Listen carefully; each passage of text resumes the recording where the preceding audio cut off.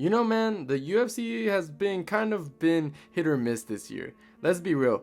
We've had some busted cards, injuries, ruining main event, and honestly, for a good stretch, it felt like 2025 was off to a rocky start. Like, yeah, we had a couple bangers, sprinkled in, no doubt about it, but overall, the matchmaking hasn't exactly been something to celebrate about, You got your hopes up and then boom, a main event falls apart or the card is just flat from top to bottom. But every once in a while, the UFC gives us one of those fights that kind of flies under the radar, No crazy promo run, no big press conference hype, just a matchup that if you really watch the sport, you know it's a serious one. And that's exactly how I feel about Caio Borralho versus Nassourdine Imavov. It's one of those low-key bangers that isn't getting the buzz it deserves, and I want to take a second to shine some light on it, because nobody's really talking about this fight, and that's wild to me because the thing is, it's important. Like, title's implication important. First reason why it matters, it's a number one contender fight. Simple as that. The winner of this is more likely to get the next crack at the belt after Khamzat versus Dricus. And that alone should have people paying attention. Caio is undefeated in the UFC, riding a solid win streak. And his style has been shutting guys down. And then there's Imavov, who's coming off arguably the biggest win of his career, knocking out Adesanya. That's not just momentum, that's career-changing stuff. And here's the second reason why I'm so dialed in on this fight. These two might actually be the best middleweights in the division right now. Not the most popular, not the most marketed, but the best in terms of the current form and consistency. You look at how active they've been, how complete their game are, and how they dealt with adversity, it's hard to argue. Caio's a suffocating grappler with slick control and a deep gas tank. He doesn't take risk, he doesn't have to. And when he gets on top of you, good luck getting off of him. Imavov, on the other hand, is a technician, smooth striker, excellent footwork, good timing, and a bit of that sniper vibe when he's in rhythm, What makes this matchup so intriguing is that it's such a classic clash of styles, Caio's the guy who's going to want to close the distance, grind, push the pace, and wear Imavov down. Imavov's going to look to manage space and pick his shots and catch Caio coming in. It's control versus freedom. Both guys are coming in with momentum, confident, and a real shot at claiming a title opportunity.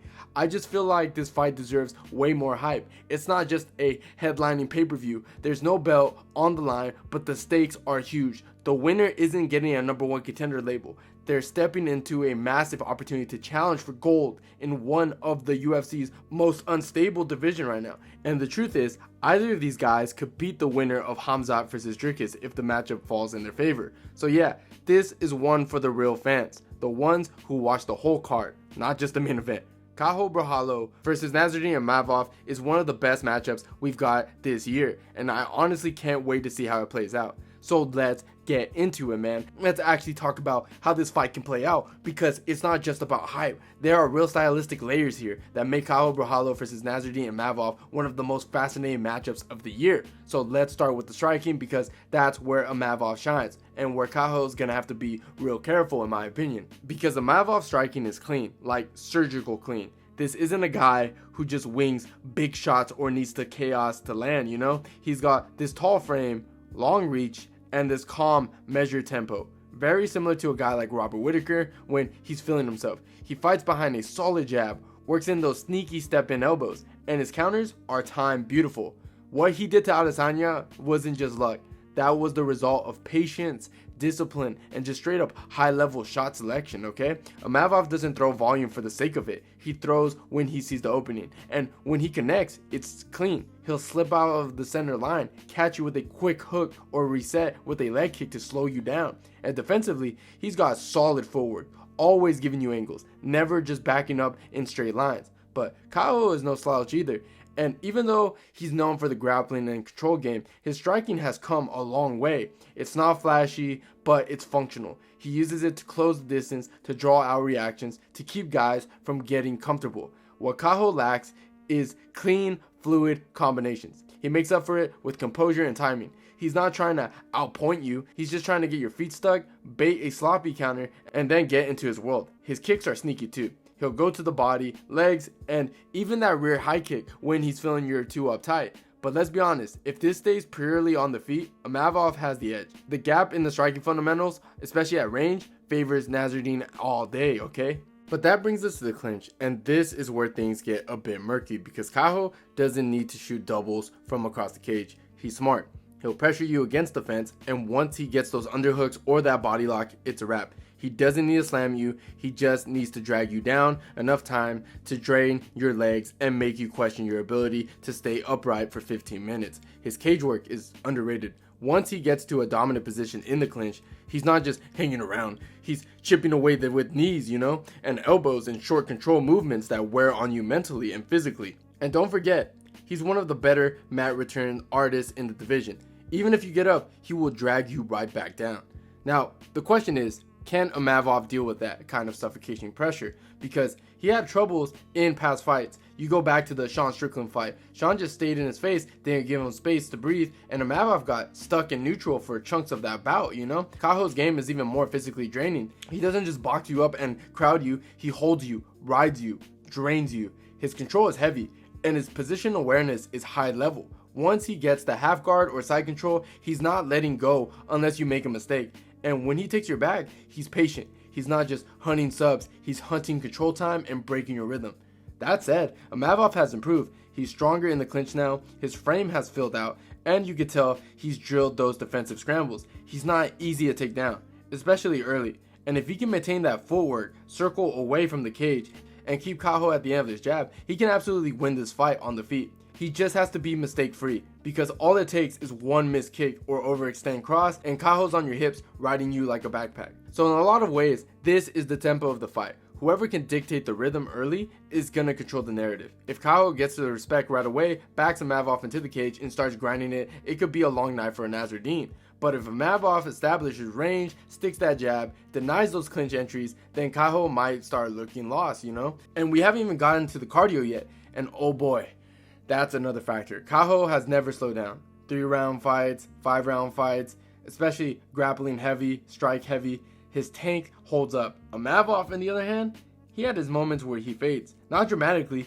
but enough to lose close rounds or give up key moments, If this hits round 3 and Caio is still pressuring while Imavov's breathing heavy, that's when things get real. Because one thing that really hasn't been talked about enough is Imavov's takedown defense and how it might actually hold up early, but not for over the 25 minutes.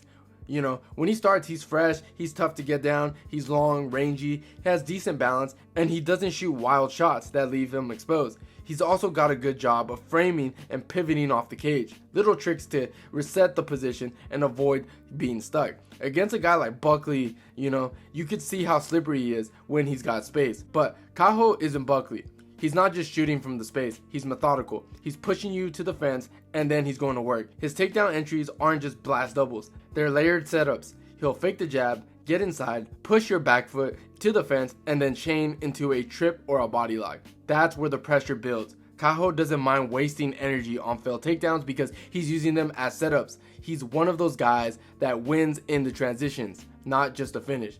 And once it hits the mat, that's Caio's world, man. Imavov's defensive grappling is solid, but this is where it could break down. You look at his past fights and you notice that once he's flat on his back, he's not overly dangerous. He's not throwing up triangles or sweeping you. He mostly shells up and trying to stall. That might buy him 20 or 30 seconds against someone, but Caio floats on top like a backpack with an anchor weight, okay? He'll pass to half guard, sit there with the shoulder pressure, and just drown you. Now, here's a little detail I really like about Caio's game. When he passes, he doesn't chase submissions recklessly. A lot of guys see the neck or an arm and they go for it, but Caio waits. He'd rather cook you in a position, wear you down, and then go for the kill when you're desperate. That's the kind of grappling that breaks opponents. Not flashy, but effective. And this is where it becomes a pace versus rhythm battle. Caio wants chaos. He wants a grind. He wants to make you second guess everything. Imavov wants rhythm, space, control, predictability. He wants a clean fight. So it's not just a striker versus grappling thing. It's a tempo war. Whoever gets their fight at the preferred speed probably wins. If Caio can get Imavov reacting instead of acting, the striking gap doesn't matter as much. But if Imavov can maintain that rhythm, work behind the jab, land knees, and Caio ducks in, punishes failed takedown attempts, then Caio can find himself stuck on the outside all night. But here's the thing, all that slick movement and disruption only works if you're able to stay upright. And that's where Caio can flip the script entirely, because Caio doesn't need to land 5 takedowns a round. He just needs to threaten 1 to change the entire fight. That consistent threat forces guys to plant their feet and makes them second guess their movement. And when you're not fully committed to those exits or striking or strikes because you're worried about the level change, that's Caio's opening. Even against elite footwork, Caio stays patient. He's not here blindly chasing. He's cutting the cage slowly, forcing reactions, correlating you toward the fence. He'll feint high, pepper a jab, or kick just to get a read. And the moment Imavov's back foot skims the warning tracks of the octagon, boom, he drops a level and commits. Now look, Imavov isn't helpless. He's not some walkover when it comes to wrestling. He's actually proven that he can handle some serious grapplers. Let's not forget, he stopped multiple takedowns from Brendan Allen, who thrives in scrambles and loves chain wrestling. Not only did Imavov stuff him, but even reversed positions a couple times. That speaks volume. But here's the key difference, man. Allen works in a burst. He'll shoot 2 or 3 times, and if he doesn't get it, he resets. Caio, he doesn't reset. He builds, he pressures, he drags, and when you think you've escaped one phase, you're already in the next one. Even if you stuff the first one, he's chaining into the next, wrapping the leg, switching angles. It's not just takedown, it's a full-on process. And that process starts to wear you down, because early on, Imavov's gonna have this bounce in step, you know? He's gonna be slick, light on his feet, sticking that jab, and making Caio work for every inch. But if Caio gets that one good sequence, just one full takedown with control time, that bounce might not be there in round 2. And if that leg starts to go, so does the rhythm. The jab doesn't have that snap. The pivots don't come as quick. And once you're behind the control time and getting walked down by a guy who's never slow, that's when things get real dark real fast. Caio doesn't need to be perfect. He just needs to get close. And once he does get close, he'll drag you into his world.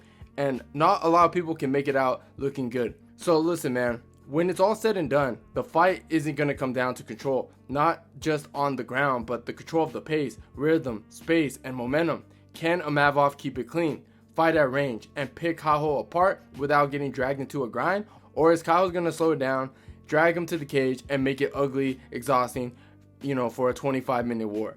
And look, this is an early prediction. We still got time before fight night, and there's film to watch, camps to monitor, and more breakdowns. So nothing here is set in stone. But if I'm giving you a lean right now, I'm going to go with Caio Borralho by unanimous decision.